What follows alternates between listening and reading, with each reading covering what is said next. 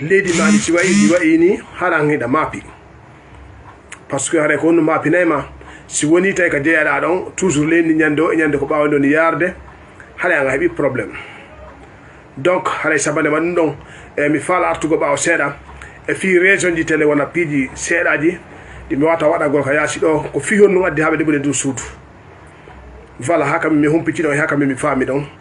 par ce que haɗa piijigol no woodi ɗi wolete mais piijigol no woodi ɗi wataki wolede mais goɗɗi ɗin ko beeɗi wole jama o faama ɗi anda kadi ko honnum duwa wadde par ce que so andali fi hunde a wata nde wadde a wata dartana gonɗe ma andugo ko honnum duwaɗa huude e haɗa premiére de chose on hiɗon andi battanema kañum patrimoine bâti public on ɓe arde ɓe memmina fi o probléme ɗi cuuɗi tawi déjà président Cellou Diallo ko ɓe ciblé dans l' affaire ko aade wonɗo ka ligne de mire maɓɓe tawata ko on ɗon tigi tigi woni objectif maɓɓe principal on woni haray on ɗon ko ciblé ko wonɗo ka ligne de mire maɓɓe fi kamɓe wonɓe ko transition ɓe fewndo sayɗo o tawata noon hina kamɓe to ɓe wondi e yimɓe kadi buy man daki san merci boss yimɓe kadi buyno toon wonduɓe e maɓɓe tawata ɓen ɗon no puusude no haɓɓiti coûte à coûte il faut neutraliser IFDG fi kamɓe kadi ɓe heɓu lawol c'est ça la politique donc haray première des choses ka patrimoine bâti public réunion ji waɗi toon il faut peut-être majji c'était pour comment enlever Cellou Diallo à Dixine parce que pour l'heure position mo Cellou woni e mum e ka hoɗi ɗon Dixine e position ka hoɗi ɗon e nokkure ka woni ɗon ça les embête ça les fatigue e no hambi ɓe no soñji ɓe position ka woni ɗon ça c'est une première de facteur ko tawata haare ɗum ɗon hari no woni ka facteur wonɗon numéro 1 wonɗon nder ton on joni noon hiɗon andi haare dossier on ɓay woni président Cellou Diallo woni ɓe addanama kaydeji ɗe fiyaltugo ka suudu toon ɓe yahuno ɓe wulitoy ka justice ɓe yeehi ɓe wuliti e hoore patrimoine bâti public on e fi honnum ɓe addinani ɓe kaydi tawata ɓe mari kaydi maɓɓe fof légal ɗum ɗo en alaytagol détail ji ɗi fof par ce que haray conférence de presse mo ɓe waɗa noon ko wiyete ko presse conférence mo ɓe waɗa noon ha ɓe holi détail ji kaydiji maɓɓe ɗi fof peut majji ko honno fof heɓori ha place o woni place maɓɓe ɗum ɗon e fof peut meɗen ɗen andi fi muɗum ko hoɗon ɗo yarno ha laati ɗum ɗon en ala yawde ɗin détail ji ɗon joni hane ko wonɗen adda fi muɗum ko honno woni probléme o donc joni ɓay woni ha tata dossier on fewɗo ka justice mi informe on ɗo hande ɗe balɗe ɗo mirmirji bo yiyata nder hoorema justice o falama jotugol ɓe suudu maɓɓe ndu ça ne devrait même pas prendre d'ici 10 jours ha eno ɓe jontiɓe suudu maɓɓe ndu donc ɗay noon woni mirmir on e yalti information on si'i tawi wonɓe dow toon woɓɓe maɓɓe buyti wonɓe piide e IFDG wonɓe piide Cellou Diallo ɓe faalaka e ɗum ɗo laato par ce que si woni Cellou Diallo hetti tum e suudu makko nu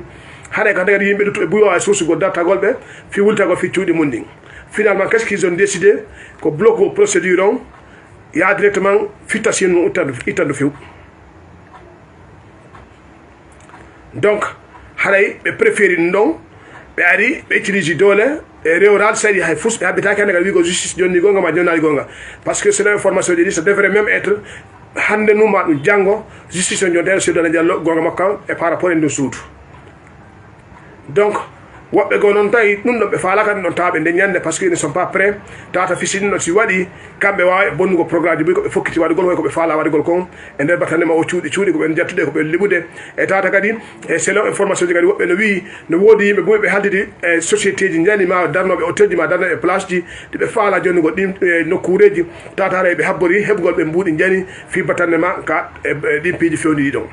donc ɗum no fof rette muɗum nder ton donc haare telengo sengol ɗo ɓay woni ha tawi ɓe wawi famude hi justice on jontemo gonga makko on finalement qu'est ce qu'ils ont fait ko yawgol fitta suudu ndun liɓa ndu nokka hay leydi ko won ton kon par ce que joni quel est le probléme joni hay si hara woni justice on joni timo joni gonga wi mo mari gonga joni kanko jeeyi place on andi joni hara place o woni liɓama ɗum ɗo hande kadi hara lanni few mais ɗum ɗon ça s'arrête pas là. Ils sont fin prêts de donner à des sociétés le plus vite possible fi darnugol ɗon hôtel ji oui ils sont fin prêts pour ça par ce que ɓe faalaka ha bagol tam maɓɓe on ɗo kamɓe ɗo par ce que ɓe andi si tawi waɗali e fewn maɓɓe kamɓe ɗo si goɗɗo go aroy haray Cellou Diallo hettoye place makko joni ɓe préféri honnu hay si woni ñande go goɗɗo aroy ñaawa wiya ko kanko jeeyi ɗon ko tawata ɓe dani ɗon hôtel ji tawata sa woloyi na hay haala ɗiɓgol ɗum ɗo wolta tawata sa wiya luɓa e ɗum ma ittoye ɗum tawata ko haɓide population ma yimɓeɓe ko yettoma vraiment na développement falla tawata kala mboɗi ko ɓe innoɗa ɗo to tawa ɓe inne vraiment ce n'est pas la peine donc haɗa procédure on programme o ko ɗon hummi joni noon systéme on ɗo wadde on tawata mo kamɓe ɓe on utilisé o fewn ɗo sayi ɗo ɗum mi haldiri on haala woodi yimɓe buyetudaɓe fi nokkure ne passé sur au bord de la mer ɗum ɗo foppete mum c'est en cours d'ailleurs on yowa yiwde si tawi woni programme ɗi change ali no gasa inataɗo hay suuma yo maayi o daɓe fuɗɗike darnugol ɗo par ce que ɓe yewtidi e yewditeɓe fof prête muɗum fiyargol darnaɗo waɗa des hôtel donc ɓe woni noon prêt dédommage ugol woɓɓe wonɓe takkoɗon ɓen fiya ɓen ɗo ndiru mais ɓe wona prêt e baisse dans la coulisse mais ɓe wona prêt ɗum yo Cellou Dalein hettu place makko on par ce que non seulement place on wonani ɓe kamɓe atu tawata haɗa ɓe considéré ɗon place on woni ɓe ka dambugal maɓɓe tawata ɓe wataɗugol hay hunde ça c'est un de deux sata si on ɗon hettigolga mum ka luttuɓe fofnata muɗum hay ɓe ala doleji goɗɗi kanko jogui ɗin wawa susugol dartagol hande kadi yawgo ka justice taƴinegol haɗa kamɓe kaɓe hettaygonga maɓɓe kan donc haɗa probléme mum ko ɗon o woni donc ɓe anticipe probléme mum ɓe yeehi ɓe waɗi koko ɓe waɗi ɗo ça c'est l'une des premiers facteurs le plus grand problème ɗi mo ko honnu no woodi yimɓe kadi yawɓe réussiɓe yawɓe hannde mbatodiri e CNRD on tawata ɓe haɓete coûte à coûte ko ɓe IFDG neutralisé pottine ɓe heɓano ɓe heɓira lawol ɓe feƴƴa ɓen kadi no ton propos ɓe proposé piiji ɗi foftode majji tawata ɓen ɗon hannde na haala parti politique ɓe mapima haala wigo ko hono élection yaate mais c'est comment neutralisé IFDG taw si haala yeno fi délai de élection ɓe yimɓe kadi nde fedde kadi no ton ɓen kadi a tout prix ɓe ton ɓe mari faye maɓɓe ton ɓe mari tawiraɓe mari ɓiɓɓe bandiraɓe mari yimɓe façon ji ɗi fof ton et ils sont fin prêts de passer par tous les moyens hiɓe rewde kadi ɓe jokki kadi par tous les moyens hay si CNRD on hara iwayi mais hara CNRD on déstabilise o IFDG totalement fi kamɓe janggo eɓe wawa heɓugol lawol maɓɓe ngol par ce que ko CNRD ɓe woni utilise de ɓay ɓen ɗon haɗa jogui doole ɗe fewno da constitution hunde wona gollirede wona hay hunde ko wiyete charte ma ɗum ɗo charte de transition ɓe wallinimo ko sera to ko ɓen ɓen utilise de fi yo fetano ɓe lawol ngol à tout prix donc haara ɗum ɗo ko enen e faamu fi ɗin piiji taw voilà Elage Diallo voilà haara o tête de mort ɗo ɗo wawi waɗugol cœur par ce que si o waɗi ɗum ɗo o falare ɓe coupe vidéo on donc haɗa ɓe coupa vidéo on par ce que haɗa ɓe signale mais quand vous mettez le cœur ɓe wata mannade quoi tête de mort on ça veut dire que haɗay ko wona wonede konko danger donc haɗay Facebook ɗo ɓe utilisé ɓe hettoyo voix mo ɓe étudia fof ɓe daara haɗa ɓe coupa vidéo on taw donc haɗa so waɗi noon cœur juɗi ɓe wawi famude wendema wonɗo wadde on ko fenande woni ɓe siiba mo hannde kadi d' ailleurs ɓe bloqué mo d' ailleurs merci donc haɗay ɗum ɗon kono programme o yaari fi gonɗo sengo ɓen ɗon no bakkiti ɓaawo ɓen no pousse de CNRD on no utilisé ɓe à tout prix quel que soit le prix fi déstabilise goɗɗo IFDG fi neutralise goɗɗo IFDG fi kala ko tata kon gase tata IFDG e way ka ligne ɓen ɗo kadi no woni prêt fi ɗum ɗon par ce que eux leur problème c'est Cellou on groupe kadi no wooti donc groupe go kadi toon groupe tammo go kadi no toon ko moni walande fi mum ɗo probléme tammo on kadi moni walande fi mum ɗo CNRD on hiɓe mari probléme goto ɓuuɗo ɓe tampinde on probléme o kadi tampinde ɓe fota o tampinaɓe kadi ɓe hetto rumeur ɓe hetto wowo hiɓe mari yimɓe ne waɗe ɓe information ji wowo kala ko ɓen ɗo wolani ɓe kon ɓe ala tefude siko gonga ma siko fenade mbiɗo ɓe andi ko gonga ma ko fenade tawa ɓe ukkinoke par ce que fiyon num ɓe ala confiance kaɓe jooɗi ɗo hoolare ala hiɓe mari kadi on groupe ɗo wonɓe ɓe yahude yeytoɓe so wawa wonugol ɗo ma neɓe ka transition ɗo il faut calmer Cellou et ses militants il faut déstabiliser Cellou et ses militants pour qu'on puisse rester ici si Cellou et militants mum ɓe wona allé à terre e wata wonugol ɗo parce que ils ne sont plus avec nous et ils sont la majorité dans ce pays on groupe ɗo kadi no woodi on groupe kañum kadi no wadde à tout prix par ce que ɓen ɗon haaji maɓɓe ala wigo ko parti politique ma ko CNRD ma ko ɗo kamɓe ko c'est de rester au pouvoir à tout prix kamɓe ɓe landaki conséquence ko honno watta janggo on groupe kadi no woodi on groupe kadi no tawa e manipulation waɗɓe o groupe wonɓe manipulé ɗum ɗo ɓen wiyoɓe à tout prix il faut effacer Cellou il faut neutraliser l'IFDG il faut neutraliser l'ANAT il faut neutraliser tout ce qui dénonce donc on groupe ɗon kadi no woodi groupe go kadi no woodi toon e pose probléme go kadi no toon probléme ɓurɗon ɗon pour l'heure hande ko ay réclame de durée de la transition on wona uno dago ma waɗaɓe pression o ko Cellou Dalein Diallo équipe mum o parce que pour l'heure woɓɓe maɓɓe déjà no waɗi ka haqqille maɓɓe ko Cellou Dalein Diallo ka wiwnoɗe wonande maɓɓe change lawno e ngol ko ilande waɗan ɓe fuɗi heɓugo pression politique mo ɓe jogui o donc woɓɓe maɓɓe ne toon kadi fedde go kadi wonɓe wiide à tout prix hande si Cellou wiɗo réclame de durée de la transition maɗo militant makko ɓen il faut nous donner de pression et so ɓe waɗi e pression adna allah on e seddi on o wawi waɗugo pression e hoore meɗen donc il faut passer par tous les moyens et pour le faire taire donc ɗo waɗe haray ɗeɗo toɓɓe ɗe mi diltanno foppet majje ko toɓɓe jokkude hannde IFDG e miltanɓe IFDG ɓen kañum ma leader de IFDG o e kala wonɗo ka IFDG ma kala kadi e sena ka IFDG jeeyaɗa si tawi ɗum hara ko ɗiɗo opinion ji joguiɗa ma ko ɗeɗo haqqille waɗɗa ka haqqille ma ka focus ma haraya ngon ka suivi haraya ngon il faut que tu sois ko be calmeɗa hiɓe rewde noon nokkeli goo tawata ɓe ala de nangude yimɓe ɓe ala piide taw yimɓe ɓe ala sukkude taw yimɓe hiɓe état no sodugo yimɓe buyi groupe aji yimɓe buyi organisation ji buyi nokkeli buyi ɓe rewde sodugol ɓe ƴetta hooreɓe ɓe naɓa ɓe ƴetta woɓɓe waɗa ka gouvernement ton so ɓe waɗima gouvernement ɓe ƴetta hay woɓɓe wonɓe ka yastata ɓe wallitotoɓe spiiji on ton ɗum no fof hiɓe wadde c'est à dire haala wonɓe ɓe naɓi tan ɓen awa si fayida fof wata yawgol ton kono haala ɓeɓe naɓi ɓe wawi yiyata ko homɓe ni ɗoɗo groupement ɓeɗo e ɓeɗo tawata ɓe wawi manipulde ɓen ɗon ɓe utilise ɓe ɗum no fof kadi no wadde ni fewdo sayi ɗo donc haɗa ni ɗo kadi no wadde donc haɗa ɗiɗo piiji fof ɗi mi lintani on ɗo ɗiɗo fof no tawa e hawtodirgol tawata hannde Cellou Dalein Diallo ala ko suiva ma ko jokka ɓuurimo kanko e niveau fi o transition fewdo sayi ɗo par ce que hannde quel cela ne tienne ɗum yo wellumo metti hannde ko kanko ɓuri ɓadagol laamu e nder leydi ko kanko laamu ngu fewdo sayi ɗo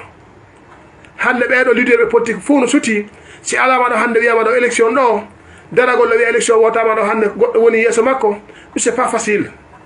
donc comment faire est ce que koɓe habbo ha hewta yato so ɓe enna ɓe élimina ɓe neutralise IFDG non il faut passer par tous les moyens pour déstabiliser IFDG avant de parler de processus électoral ko objectif o fowni donc ils sont prêts e waɗugol kala ko kututaɓe kon fi deƴƴingol IFDG e deƴƴingol militaɓe IFDG ɓen e bonnugol haqqille IFDG ma waddidirgol yimɓe IFDG ɓen ma waɗugo sehara ko enen woni yimɓe espion ɓe ma ko enen wadde waddindede hoore men ma sehara enen ko lo'ere men piiji ala ko ɓe ala guerde manipulation ji mais finalement ils ont échoué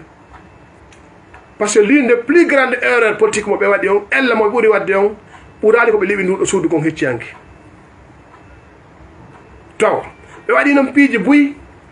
par ce que fi hon wasi min noon ko ella ɓurɗo molanede joni si saria waɗama a yeehi a iwri ko saria on wiiɗa ko saria on noddi goɗɗo landimo fi ko makko wina kanko jeeyi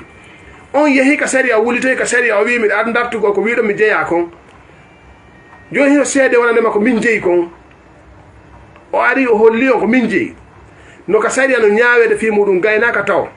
a acciki toon justice e ko hina ko fof a ari a naate ɗum a liɓi fof a bonni a nokki e leydi a hibboyi cela veut dire justice ala ndi ɗon leydi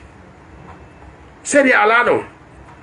a ala kadi ko convaincu la communauté nationale ma international o nandema mene meɗen jokki gonga ma ko gonga mumen gollirde ala ino aucun argument ça c'est foutu donc haɗa fewde o sayi ɗo ella mo ɓuuri wadde on tindireɓe ɗum ɗo on ko enen o walli ça je vous le dis ça ko enen o walli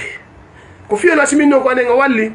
par ce que enen en neɓi denotude wiiɗen no ɓe woni yaade no nano hanniri wiide ɓe diwino saria moɓe jokki o na saria ɓe jokki wiide charte de la transition o respectaka wiide CNT o ko fenade joɗɗira wiide gouvernement o no nomira no moƴƴiɗa noon wiide kala ko ɓe woni wadde kon ɓe ala jokkude saria ɓe ala jokkude principe ko intérêt maɓɓe woni jokkude ɓe waɗa jama wiyen o wona ɗum ɗon joni hannde noon ari ha yalti fof waali ko yii mi sikki ilande ma ɗum ɗo waɗi assuré heɓande ma ɗo na miltaɓe IFDG ɓe to woni wolde windama attaque ma dénonce a yeeto ko ɓe waɗi ko woni ella e unique buy men sifuno hande radio ji ɗi wona ka émission ji soso wona ka émission ji maninka na ka émission ji français wona wigol ko émission ji kala ko waɗi e radio ji ɗin ko naka média ji ɗin ka yaasi tout le monde a suivi hay goto yiyatake ɓe ko waɗi kon no hani hay goto yiyatake ɓe kadi ko ɓe waɗi kon ko noon gerdete fof ko ene ɓe on bonni hiɓe andi kadi ɓe bonni hiɓe andi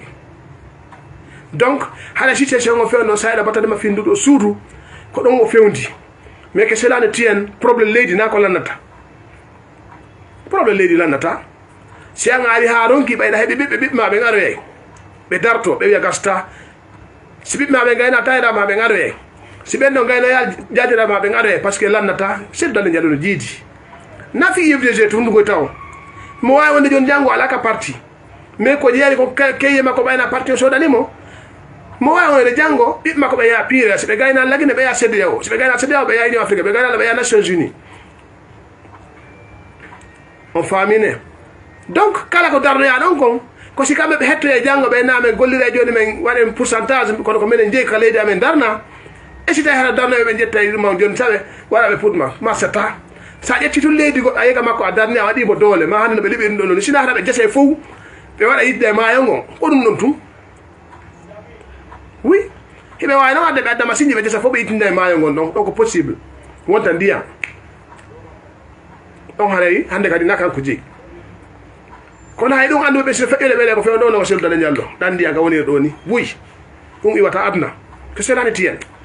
e fi Cellou Dalein mutta ndi leydi aduna wata muttude fi FDG mutta andi leydi lagine aduna yiɗuɗa añuɗa fi FDG wolte ndi leydi ha aduna lanna koɓe golli kon kadi ko ɓe woni pirde fi démocratie kon par ce que IFDG na fi région woni pirde siko fi région ɓe wonno pirde hande ɓe gayni mais ko fi Guinée en fou si a yi ha hande ala ko fo dewsu en fodaka woni ko ministre ɓe jaɓali kala moɗo yasane ala ko fodaka ɗon ko ministre jaɓali Alain Touré waɓeno ɓe wayi ce n'est pas pour ne rien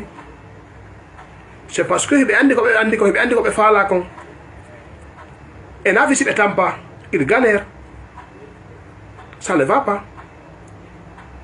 wona blaba en ɗo waɓena ɓe wayi ala ko ɓe fottake ɗo ɓe jaɓali de Cellou Balde de Labe waɓena ɓe wayi le Sako de Ratoma le maire actuellement yimɓe boy no woodi yimɓe no woodi no woodi noon no woodi kadi woɓɓe tata koɓe faala koye welu tun ko aduna maɓɓe koye welu tun no woodi noon kadi faalaɓe kadi inde tata ko fiye moƴƴo c'est comme ça donc kala situation ngo fewndo o sayi ɗo ko ɗon o fewndi mais je peux vous dire mi haalanayi on hande ma to ɗo moƴƴa koɓe waɗi ɗo kon ko lorna maɓɓe wontata par ce que moƴƴaka fof inna kaari ko waɗɗa ko moƴƴa moƴƴaka fof hayla yiiɗoma o hayla hoore moƴƴana goɗɗo ko tawata yiiɗoma ko ina subhanallahi moƴƴana goɗɗo ko yiiɗoma inna a falji haɗa a bi probléme donc que cela ne tienne ɗum ɗo wata ɗuytugol allure mo IFDG woni yaadon o ɓeyde woni allure o par ce que ilanema heccaki heɓanema hanki woodi buyɓe ɗum ɗo muusi data hiɓe andi janggo si feƴƴo e Cellou ara e maɓɓe kadi joni il faut que ɓe daroɓe wakkilo il faut que ɓe daroɓe wakkilo par ce que ɓe andi si ɓe wakkilaki ara e hoore maɓɓe joni kamɓe kadi ñande goo aduna ɓe laafi kono mo anda anda donc haray programme o fi ɗum ɗon kol sundu lanca kon ɗi facteur yimɓe noon dani on ɗo foppete maji ɗi contribué ɗum ɗon mais ni no kamɓe mari probléme ɓurɗo on ɗon ɓurɗo ɓe moninde par ce que CEDEAO winduno lettre ECOWAS on hecciti hanki le jeudi inni ɓe no landi ɓe d'ici le 25 délai de transition on ko honnêtement de transition on le plus vite possible au plus tard d'ici le 25 avril April 25 si ɓe wawani waɗugol ɗum ɗon jonnugol on délai de transition non sanctionné en sévèrement kadi sévèrement ɓe sanctionne en donc sanction no nini e o crise mondial fewniɗo ɗo o heƴata e men o heƴata e men par ce que nini Mali wona ɓe sonkude ɗo yenna ɓe coggel mayga premier ministre maɓɓe onon sonkude ɗo yenna France wiya France e horno muɗa ɗo yenna coupa e RFI coupa e France 24 ini mo yeeyi Qatar mo tora toon mbuuɗi ha windi ɗo hande ka page makko wo heɓi 15 milliards de francs CFA cash money ko adda fi Mali 15 milliards de francs CFA no duña gouvernement duñata ko fenade noon gouvernement ko ñamata ko na ko min ay ñamaten ko c'est des milliards par jour par 24 heures donc hande kamɓe min délégation ji Ghana Nigéria kamɓe Mali ɓe jeeƴa toon fewno ɗo crise on ɗo Mali Bamako on ala nokku c'est tellement dur parce que nini si yaari ni à partir de mois prochain ɓe ala ko weɓa fonctionnaire maɓɓe ils n'ont rien koko ɓe no sonkude ɓeyna kamɓe lagine fermata e frontière Burkina goto garda ça c'est ko zéro parce que kala ko ɓe marno ko yasi kon e ɗi banque africaine de développement et au niveau des banques islamique au niveau de l'Union européenne au niveau des Nations Unies tout ce qui s'agit ɗum no fof peut-être muɗum ala arde si ɗi piiji puloki lamme men ɓen ala proposition ji gollugol ka heɓa mbuudi ko ɗum jamanu duwa famude no wawi ko lagine mantoɗe nan ma ressource minier menen min mula e fus ini ɗen e crise ha beeɗo ha d'ici le 20 na fita o goy o filma ɗo o wigol fi o jonnugol durée transition ɗo lagine seera en crise par ce que nini bauxite mo hono ɗen ala yawde société russe on kamɓe ɓe wonno gollude ɓe fi e ndi leydi ɓen ko Allemagne ɓe wonnoyide leydi ndi L'Allemagne est en conflit avec la Russie. Fait on a besoin d'un fous, même le gaz, quand on a priorité ma écon. Ni les gars on a donc fous non kitaka. Ni les gars on peut que bateau de à la sajoude. Le dari, de yok, rien ne bouge. Donc et puis guerre on a ko na Russie créer sur parce que Poutine ni non wul ni kanko. Na guerre fi ma ko filé di maduma. Hayimbe ma en Afrique gabe ko be do ga ko be natude. Parce qu'ils sont en difficulté. On famille jono ko ben wonno dole enen gouvernement di men din do ko non mentorde parce que ko do be heba no mburi kut tina hara mbudi yalti il fait ce qu'il veut mais d'ici un mois nous no hare la ni taw o essence mo de mentorde do fewdo de men on lagi nen do koy wombe yawde hali wala versement di jone den goddum e ala na hore men cash money société di din gouvernement di no nyawli be dolle mbudi si be yaba be do haadi do dudo lewru mai ale ko won derto ni ni be ta prix ko ade be ta prix ko fiota manifestation di wadu mais nous sommes en crise parce que hande essence no yede on a la 15 000 à 16 000 à kankanga 17 000 à 18 000 à se reconnaître la même chose camion les fonds ça no dari rien ne bouge donc si le bay des prix lendi darato si le bay dal prix lendi no dari si le bay des prix essence no bay dal si le bay dal essence no bay dal parce que be wata ka tinude en ala ko ay on lagine ala ko ay on paiement discount de différence donc parce que fi nous le baril est à $115 et on a hitchanki donc gasa le mercredi à $120 au niveau du marché mondial kalopep donc quand il est à $120 et wata yego le prix mo be meji be yeyedo e bata ni même à 14 000 à 13 000 à 15 000 francs be wata yalto de prix so yoy à $120 quand be wi tabe be ta prix quand be tipi ko argument classé ko wadu go hibe wala wallu go jamaon mais en vrai dire na wallu go jamaon be woni en ala position ko asimi ni crise on oro e yeso ko jamaon faamo ya yeso parce que piji bune da wola nyande de mi wono do min ni do jamaon wa sare wona problème he so go essence ko sorte ko woni problème ko yugo essence yimbe do la nyen sonki attaque yenni haronki ils ont même venu dans ma page windugol do wala to ko anoy ko wanda bla bla bla bla min ni awa ine yoye leyde godo hande taxi do gali mabana do gali mimi ala no de inde kono dum hande wadi nokkedi buyi andube no andi ko fewti on faami ka on andi pijidin na hotta go tu yewta wonde ko fewni ko wonde wadde ko fewni ko wala de jama yimbe be faama yetta précaution bayle go sota fifa je sasna de galle mo haadu hubba sunna be ngure makko nden a hunnanta ana war be ngure made donc ko sino wori ka session ya so da bere auto alma nga yalta habana ma so da bere 5 litres ma 10 litres lo ka muter huma yalta habana mais nous sommes en crise nous serons en crise d'ailleurs parce que on a offert mo ne golide do Ukraine ko kabe bujoga gol blé ne la ganange ko ete ko farine ngawri ko kabe uta produit gol ngawri kambe Russie ni production mabbe on ala yahude ko wodno ko yalti lanni ko lutti ko fo bonnama fop bombama boni fop lanni donc farine on arrive manka d'ici 2 mois ni na baye de stock di wodul ding si baye à mois de avril et mois de mai vers le 15 le 20 hala farine ala ko do wadi la lede go ni be fudike produit de bredi kon hara ko bandana on be piata be dufata be jiba be dula bredi be maîtriser no lede go no wadde ni hande mi documentaire no mi lede tele wona joyi haaje go wadde même au Nigeria ici ko ma be bantara ben nane be wala be bantara wata sa bori ga ko callu ngotu wonderto hay en gollata ede men en gollata de kollade foppu no wali ko vidi erdata masinji ko ne no gina ngesa no hayna wadi ngesa bantara do ko mo'ine do using wade biredi na fi hikka on faali wona faala ke do gisa nyam gol futti sita ala di futti hebo ngati futti e baaki nyamen bantara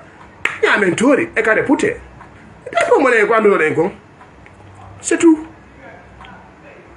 wi ko simi nyama biredi mi da anta ko aybo nga nyama ko nyamu daw donc situation no crise on kala gene do marde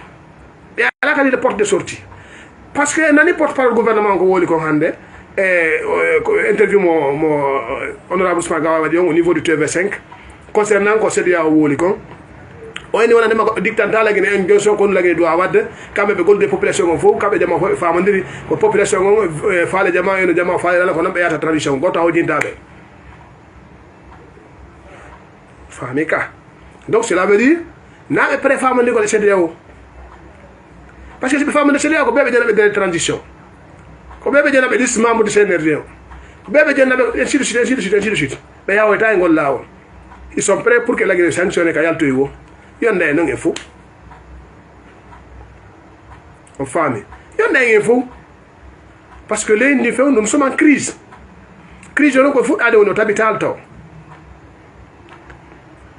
donc yalla be de walbe hada ka ganda go no yide balde ka doka be yatindo wonandema est très important parce que yimbe no wole fi de modja be signi di kambe retindo un contrat fi aux ressources minières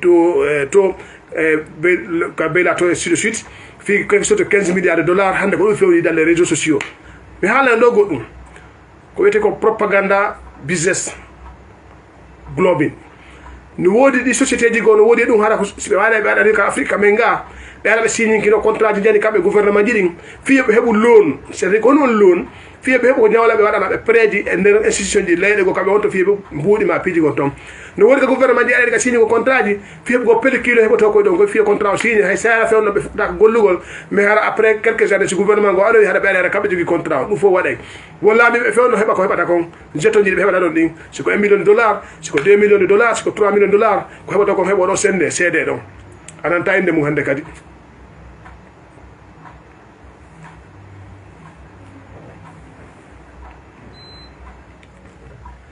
donc anata inde no hande kadi on famine ko woni sindelo be signé contrat mo 15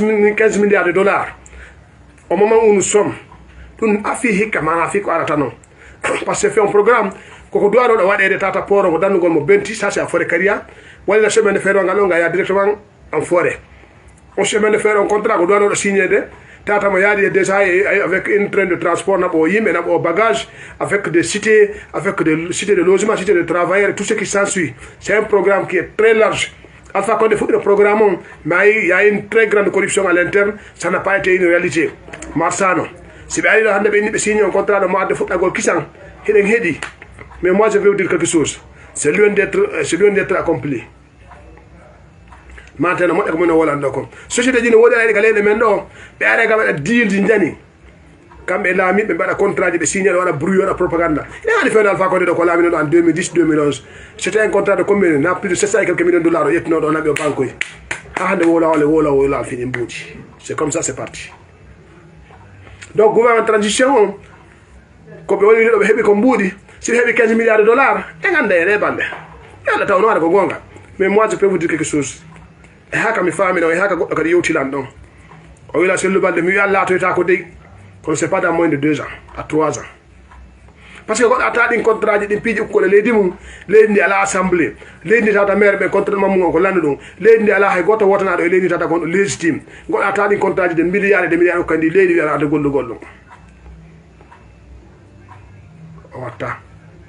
On a aussi un contrat, nous avons un pays de Goton, fils de Django Nyande, si démocratie, t'habites ma gonga, alloy, si on allait à alloyer son maco.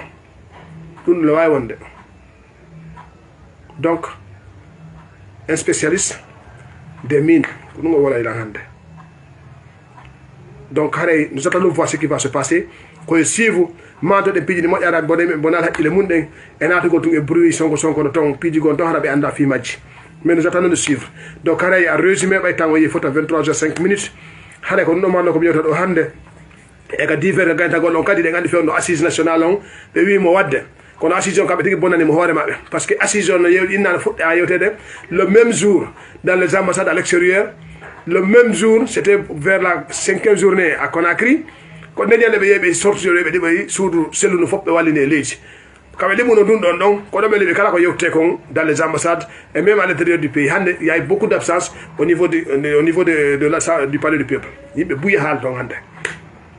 yimbe buye hal ton hande parce que andi di piji asika yanko ko don da wadde sa wadi a ande ko hore ma wada watuma wadda ko wadda ko he mon fala mo e mo boni o beppay sa modi am eni hore ma sa boni abonani hore ma lady wo lady si justice on gollale lendi sariya ya ba ma wallina maka lady yimbe be jetama wiama yimbe be ko fus abi ko fala ko watta ko fala ko du watta an ko fa wala ma ko du watta lendi way no de la gene way no parce que ɓe jooɗi ɓe waɗi coûte à coûte kala ko waɗi ko wiya ko doole mum ɗen kañum jogui finkano wadde kala ko faala massa tant que sari on golliraka justice o wuuraɗe leydi ndi welata leydi ndi ɓuttata kala ka sari a ñawiɗa kam golliraka ɓuttata welata c'est la même chose ko mi yiɗo ko hande nane Cellou mo kama no oya ono wiyetela et le commandant de la gendarmerie nationale Bala Samoura c'est des propaganda politique fuu so wattamo wadde komi wuuli ko stoppugol mo fi parce que no gasaraɓe ala famoyde makko à l'interne nder ton ma ala wadde ko kamɓe ɓe faala kon ene da ƴettuɗo rondo ɗen ko kamɓe woni batowal gotal ko kamɓe woni lekkol goto ko kamɓe woni golle goote ko kamɓe woni gouvernement goto sallorayta hanki e sallorayta hande na gotungoy on famine na gotum dey si goɗɗo laamike lanɗo on hande e folliɗo on janggo naɓe gootu mo laamaki on hanki e laamiɗo on hande naɓe gootu ɓeɗo ko haqqille goɓe jogui nini wonde a sikka e yara koyeɗen ko ɓoraɗe goɗɗe joƴƴina siɗa yodde o tigi wonɓe ton go donc koko woni wondanema portenemo plainte tout ça ko blabla par ce que ɓe mari dirɗi ɓe woni wadde ɓe mari programme ji ɓe woni wadde donc few koɓe holla jamama vraiment kamɓe kadi ɓe positionning mais sont prêt ɓe jaɓata toñigol ngol maɓe faut c'est la gonnu a jooɗi ke ko leydi ha a procureur général suudu goɗɗo ɗo probléme no ko justice no yewtede fi mum no fuɗɗa no ñaawede toon jooɗa ha no suudu yaahe liɓe yaha waɗa conférence de presse a susawolgo konngol tewfi no suudu wona leader de politique yawɗo 3 fois élection présidentielle gagni ala mo ana Cellou Diallo wi a yiɗama ma a falaka ma que cela ne tienne mais Cellou n'est pas n'importe qui en République de Guinée. IFDG na wonɗo o e la Guinée c'est le plus grand parti dans ce pays wa makko ala e leydi hande wa makko ala e yaasi on si on waɗanama goɗɗum ma on goɗɗum waɗi on a responsable de hoorejo procureur général ina dowa wolde goɗɗum hay sa a wolta gonga kam ɓe ko yago waɗa bruit to waɗa to seede mi sikori yimɓe ko feetuɓe yimɓe feeta yimɓe nani ko fewndi yimɓe nani ko fewndi on faami donc haray probléme on fewno sayɗo kamɓe kam noon ɓe difficulté ko kamɓe noon woni difficulté enen ala difficulté oui mi yeto fiyun par ce que enen ko gonga kan jokkuɗen hiɗe wi ko ɓe gonga kan gollire woɓɓe maɓɓe ne hawɗo nden to hay seeɗaɓe fof no wi gonga kan masta ko ɓe tu fenande waɗa ko ɓe tu men toña ko ɓe tu men toña on ko ɓe tu men waɗa komin faala wadde kon ko ɓe tu men lammina ɗo mo wotanaka ma ko ma tum min laamoɗo hay tawi tant que min heɓal position no min faala yaade ko élection noon min jonta délai de transition ko kamɓe mari probléme enen ala probléme par ce que enen hiɗa hikko sengo woto ko konngol goto joguiɗen ko wiɗen golliɗen gonga kan que cela ne tienne taw jinggan Cellou Dalein taw jinggan Sidiya taw jinggan kaari taw jinggan kaari mais golliɗen golle ɗen e gonga kan c'est tout ɗe balle waɗno montage ɓe ƴetti ka sone ɓe inni ɓe addimo ɓe posé RPG o yaltiɗo balle joyi jeego o dogi Conakry on atino ka suudu o hendike mbuɗi o hendiɗin o sennani yimɓe ɓe ñaami ça ne peut pas avancer mi haala noon ko voyde ko perdi massa ko kamɓe ne woni difficulté par ce que kamɓe jogui koɓe jeeya koɓe kuti e juuɗe men par ce que ko enen wotana noon jaaɓi gagni alpha ko ne wi o laamotako ɗo enen ka wiɗen a laamotako ɗo guerɗe makko ha kamɓe ɓe ari ɓe jattini ɓe jogui hiɗa andi koɓe jogui ko na kamɓe jeeyi ɓe ɓuɗantako kamɓe goni ala ɗanade par ce que kamɓe ɓe sikkure a ɓe yeehi ɓe waɗi ɗum ɗo fof e hoore IFDG ɓe waɗi ɗum ɗo Cellou Diallo wonde makko enen wonɗa andako kamɓe wonɗa andako goy par ce que enen hay sen fini en waalike e finali bimbi hiɗen andi koye gonga mayɗen on n'a pas de problème ko kamɓe woni hoore probléme ko kamɓe habbi à tout moment iwugo kamɓe wonno ɓe faalaka iwde kamɓe wonno ko kamɓe maapi sa e gouvernement communiqué wiya ɗin cuuɗi ko ha noon leɓe ɗe cuuɗi ñolɗi ha hande ministre ɓe ɓen woɓɓe maɓɓe ɗa ɗon hara koɓe ministre hay kam aɗa ministre ɓe wala ley wona no suudu a mais oui ɓe wala ley no suudu wona no suudu kamɓe woni ministre ɗo ɓe wala ley wona no suudu par ce que ala ambassadeur mo hewtal ɗo ala président mo hewtal ɗo ala imam mo natal ɗo ala corps diplomatique mo na yimɓe janɗo ɓe leydi ndi mo hewtade ka galle ɗon ala journaliste mo hewtade nder ɗon ala avocat mo natal ka galle don lege har ko natdo inde ala docteur don jara mo natal ka galle don ala mo anda o salon manu suutu si goddo wi man no hay ko datto mo lanni he si goddo hulata yo heso ferngol femme donc situation mabbe on ko kamone en difficulté